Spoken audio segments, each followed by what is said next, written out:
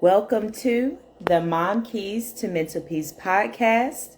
I am your host and sister in Christ, Tari Kaya Allen Butler. This is a podcast for Christian moms who struggle with limiting beliefs and want to learn how to make over their mindsets and level up their lifestyle in faith, family, finances, and fitness. Tap in each week for the Mom Keys to Mental Peace podcast, where you will learn major keys to stop coming up short on your goals and start leveling up for the type of lifestyle you desire God's way.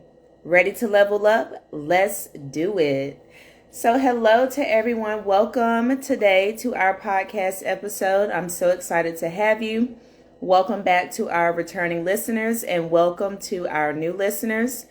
Happy post-Mother's Day to all of the mothers who support this podcast. I pray that you enjoyed your day. I know I definitely did with my family. I felt appreciated and loved, so I pray that you felt the same. So we have been in a series where we have been sharing all things about motherhood in celebration of Mother's Day for the month of May. So we will continue. And today's episode is Take a Break Before It Takes You. And this is based off of chapter 10 in my book, Mom Keys to Mental Peace, 12 Tips to Become a Healthy Mom and Raise Healthy Children.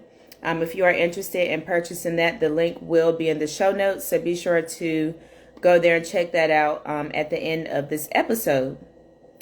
All right. So when a mom says that she needs a break, she does not mean that she wants to go grocery shopping without the kids, that she wants to clean the house without the kids there to help, that she wants to run errands without the little ones. It doesn't mean taking the kids to do something fun without her when she has to miss out to do any of the things I just listed. It doesn't mean having a bath or shower alone, because listen, when mamas are in that shower, we can still hear the kids screaming and everything else going on in the living room. These are not breaks. These are her tasks made slightly easier and only increase her mom guilt because she still needs a break, but has been told that she already has one or already got one. Help from partners is not a luxury, and basic hygiene is not self-care. So this is a little excerpt that I saw from a meme a while back on all the things that a mom break is not, right? So a lot of times I feel like those daily tasks that we get to do, yes, they are super hard with kids, like running errands with the kid, especially a car seat kid. Whew, listen, just throw the whole errands away. I don't even want to do them no more, getting in and out the car. So granted, yes, if you don't have your kids while you're doing those tasks, it does make it a little easier, I will say. However, those things are not mom breaks because you are still doing something that serves the family or that serves your home, right? So those are not mom breaks. Those are simply, like the meme said, it's a task made a little easier, and help from your partners is a luxury if you are a single parent. I will say I'm very grateful that I do have help from my husband. And basic hygiene is not self-care. You have to take a shower regardless. Whatever is going on in the day, you have to take a shower at some point. And like I shared here, you still hear the craziness going on in the living room. I remember one time I tried to have some music, some candles on, really, setting the mood for my shower time. And all I hear in the living room, stop, give that back, it's mine. And it's just like, okay, y'all are really killing my whole vibe right now, right? So when it comes to a mom break, the words mom and break are oxymorons in our world, in the motherhood world. And an oxymoron is a word that seems to contradict itself, which it does. Because if you are a mom or have been around a mom, it is very, very rare for moms to have a break from family things, from their kids, or from life in general. It seems impossible for moms to have a break because of the constant daily list of things to do. Listen, there is an ongoing list of things to do in my head.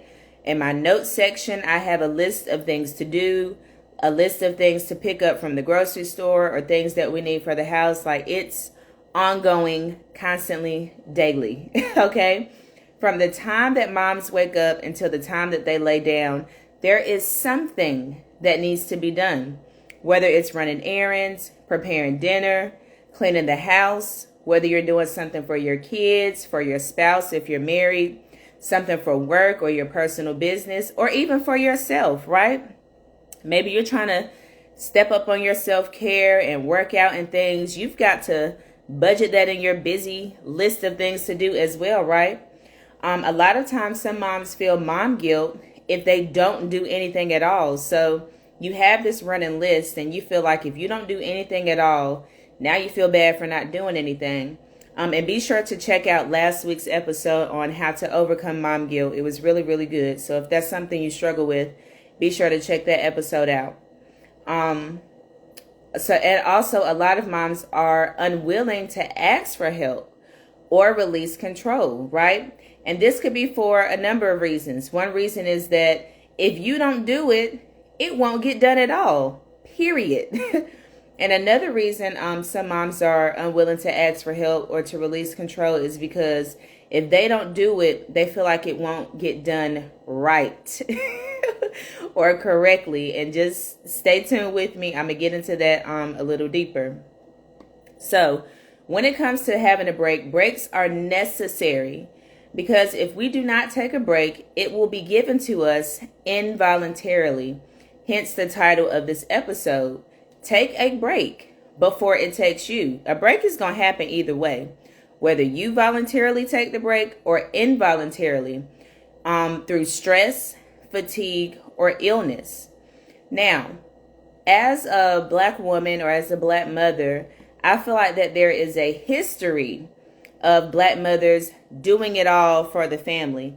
This makes me think about like your big mamas, your grandmas who are like that solid rock for the family and do everything for everybody, right?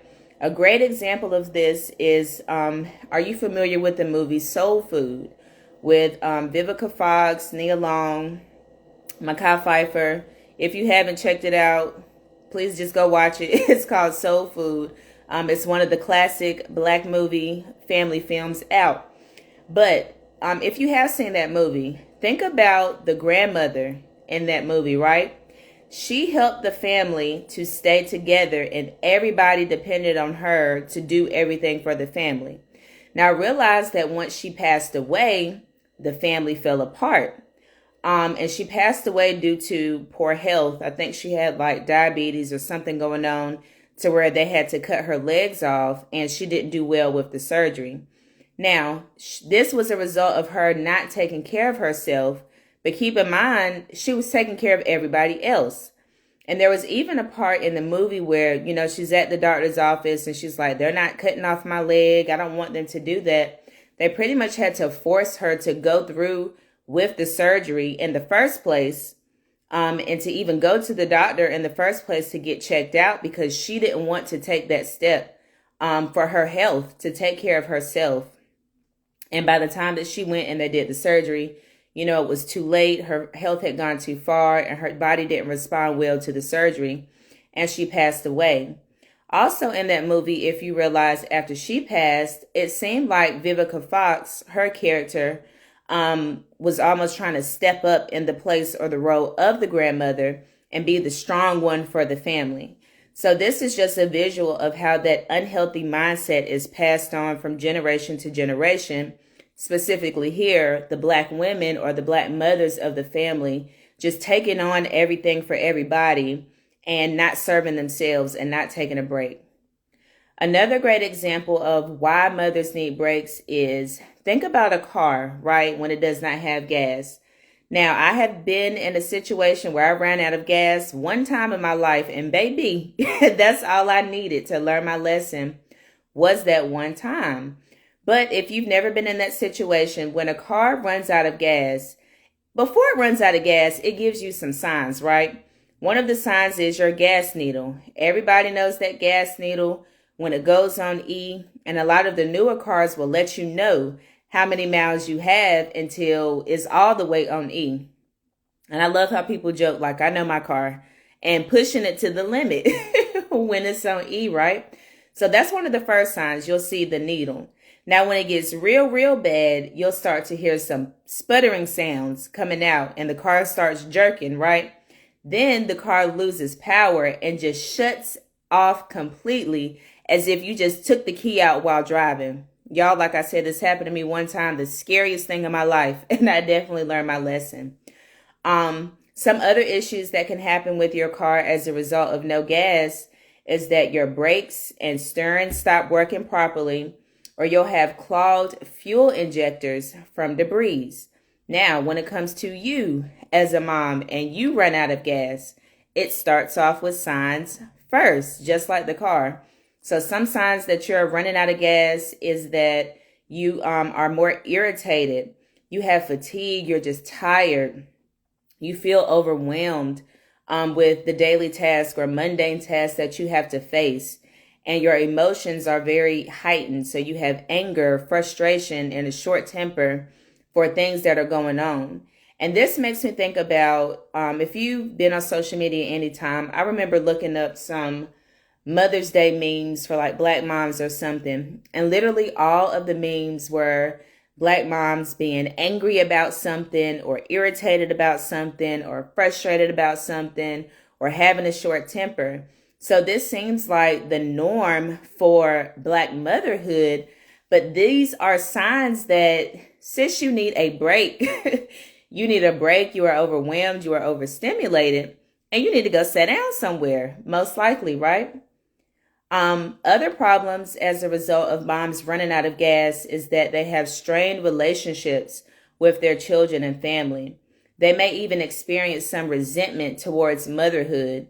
They feel stress mentally and physically. This is where those physical illnesses come in, like I mentioned on Soul Food, the high blood pressure from the meals and stuff that you're eating, or your heart rate being raised from being stressed, and your blood pressure rising from being stressed, and you're just moving your body and not resting at all. That can cause physical and mental issues in your body. And you also just feel overstimulated. I know with me working with special needs children, a big thing for the children on the spectrum for autism is overstimulation, where they show signs of like flapping or rocking or like walking on their tippy toes, or like they need pressure. Some of them need to wear headphones from the environment being too loud.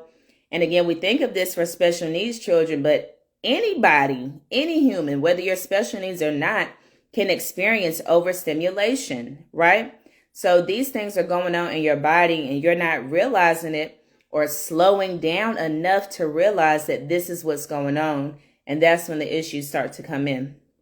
So no judgment, sis. I have definitely been in this boat before, and I still tip my toes in the boat a little bit, but I have learned some ways to cope, and we'll go through that later in this talk. But for me, I will say that I am a recovering control freak when it comes to motherhood and the way that my house has been run over time. A lot of times I will find myself angry and irritated that nobody helped me around the house do anything. But at the same time, when someone did step in to help, now I was mad at the way that they did it because it wasn't the way I would do it, or it wasn't right according to my standards. And I realized too, my love language is acts of service. So that's a lot of those, errands being done for you, tasks around the house being done for you. So I would feel devastated when all the tasks were on me. But like I said, when someone tried to help, now I'm mad because you're not doing it the way that I would do it. So I would get annoyed whenever I would have to request help. I've even seen a meme before that was like, why when mamas or wives clean the house, they get mad at everybody. That was me. Walking around with an attitude, cleaning, scrubbing stuff like, what is y'all in here doing? Why are you not picking this stuff up, right? I felt discouraged. I discouraged my family from helping from my reaction when they did help. So I had low patience and tolerance to even teach the skill. I can remember when my son was maybe about 11, I tried to introduce him to washing dishes. And honey, to my standards, that was just a disaster. It was still food on the dishes.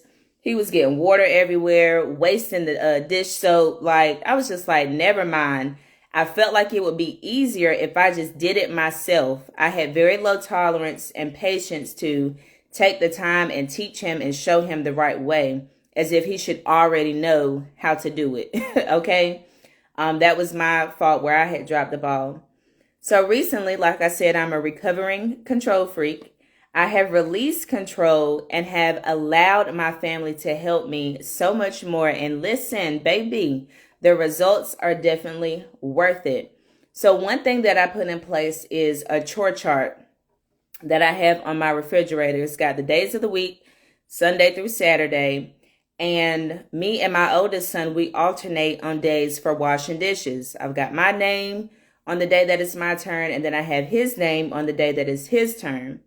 Also, my oldest son knows how to clean the bathroom now. So he knows on Sundays that he has the bathroom. And y'all, listen, this is a whole new level of parenting when your children are old enough to handle chores and you release the control and let them do it. Y'all, I don't know when the last time I cleaned the bathroom because my son is on it. You hear me? And he's 13 years old.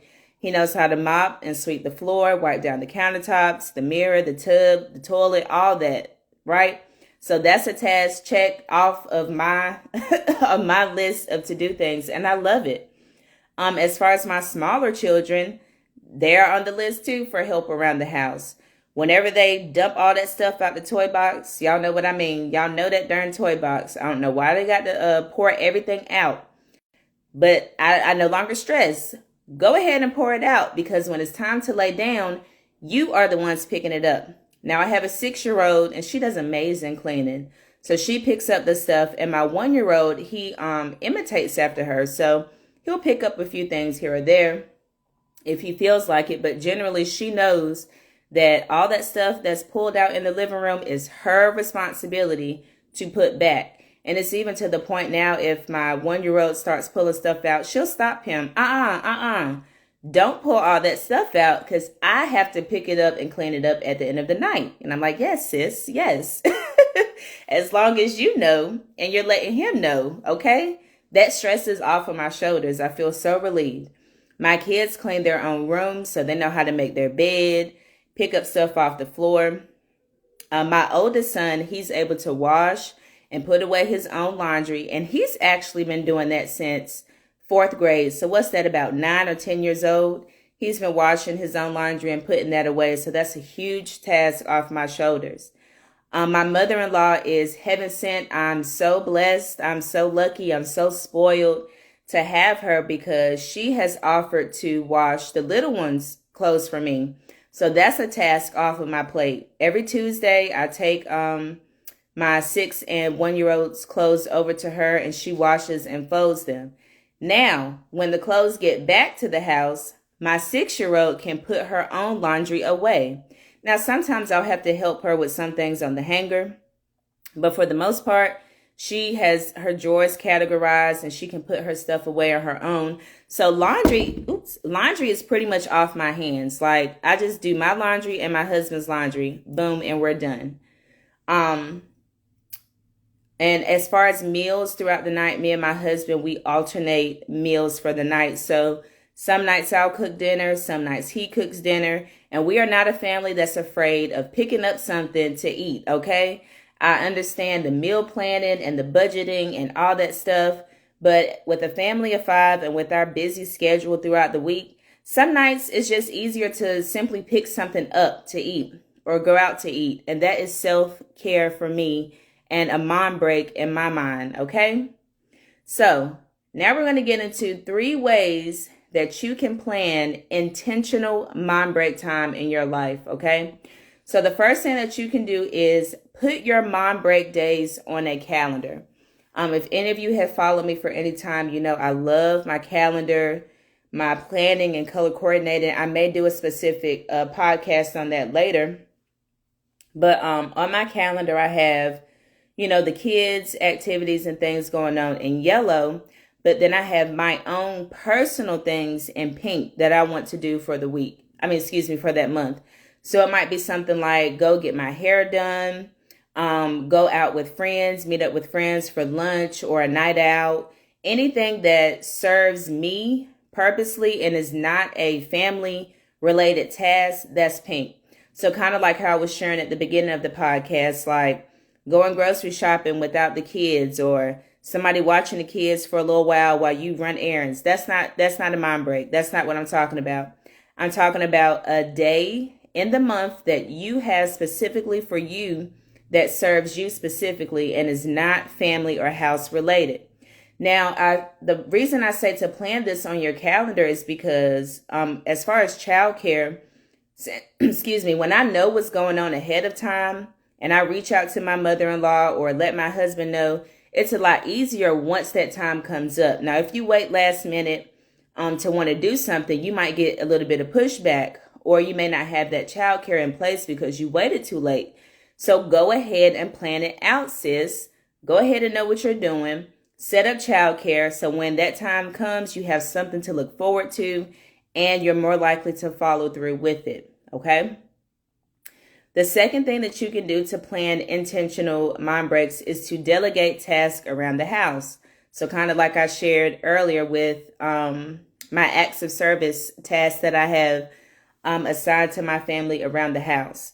I've heard a lot of people talk about hiring a housekeeper, but if you do not have that in your financial budget, sis, delegate it to them kids or your spouse in your house, okay? Pay for a laundry service. I didn't even know this was a thing. Check locally and see what laundry service options you have. If you're comfortable with somebody else doing your laundry, that's something that you can invest in. Instacart or grocery pickup. I know Walmart has it, Food Line has it, most grocery stores.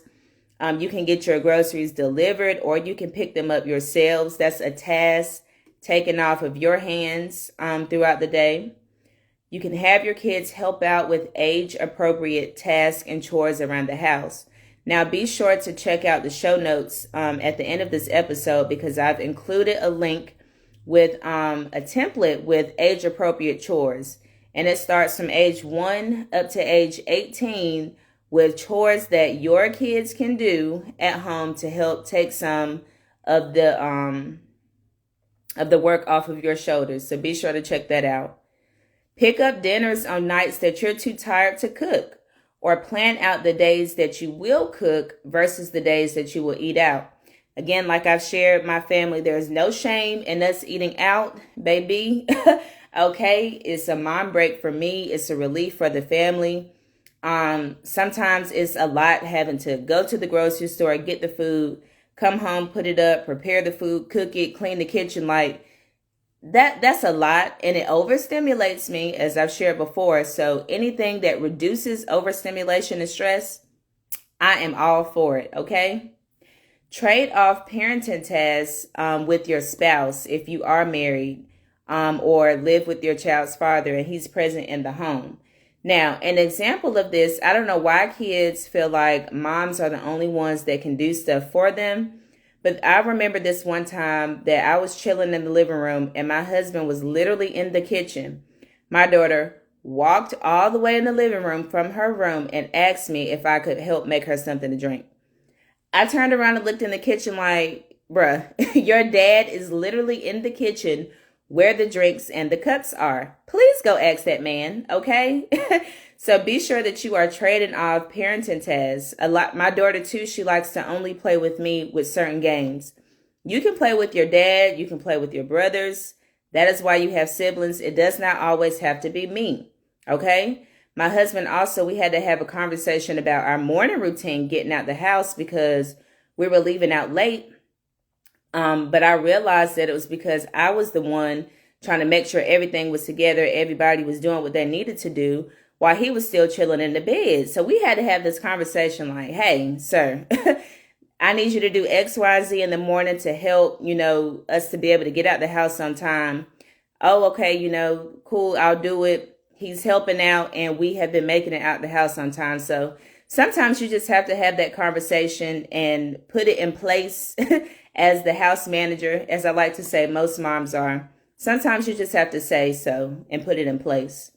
And the third thing that you can do to plan intentional time for a mom break is to have a code word to let your kids and family know that you need a break or a timeout at the house.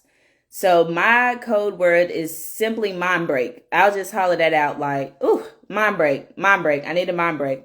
If any of you have seen Kevin Hart, where he was talking about him and his wife, when they're together, their code word is pineapples. That's more so what I'm getting at with this. So to have your mom break, come up with that code word, and you want to set a timer for however much time you need, 15 minutes, 30 minutes, an hour, whatever, and just go in another room in the house, go outside, take a nap, watch TV, read, journal, breathe, do nothing. Whatever you need to do to refuel yourself and just have a moment, do that. Now, it will take some getting used to for your kids. I will say it doesn't work all the time because sometimes somebody's still knocking on the door, calling my name or crying. So I'm not saying this is the fix-all be-all, but when it does work, it works, okay? So definitely put that in place and try to implement that in your life. Now, some benefits of taking a mom break is that it gives your brain a break from constantly being on go mode. Like I shared at the beginning of this podcast, we always have that ongoing list of things to do as a mom. So taking that break gives your brain a break from always being on go mode. You reduce stress and overstimulation. You can gain clarity. You're able to have time to reflect on how you feel mentally, physically, emotionally, and you're able to recharge and reset. And a little scripture to back that up, Isaiah chapter 40, verse 31. But those who trust in the Lord will find new strength. They will soar high on wings like eagles. They will run and not grow weary. They will walk and not faint. So this goes back to trusting in the Lord is releasing control. And when you're able to release that control, you're able to have that break and just breathe and rest your mind, okay?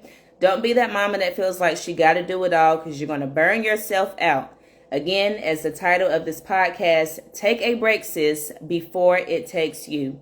And I just want to leave you all with this quote that I have included in this chapter of my book.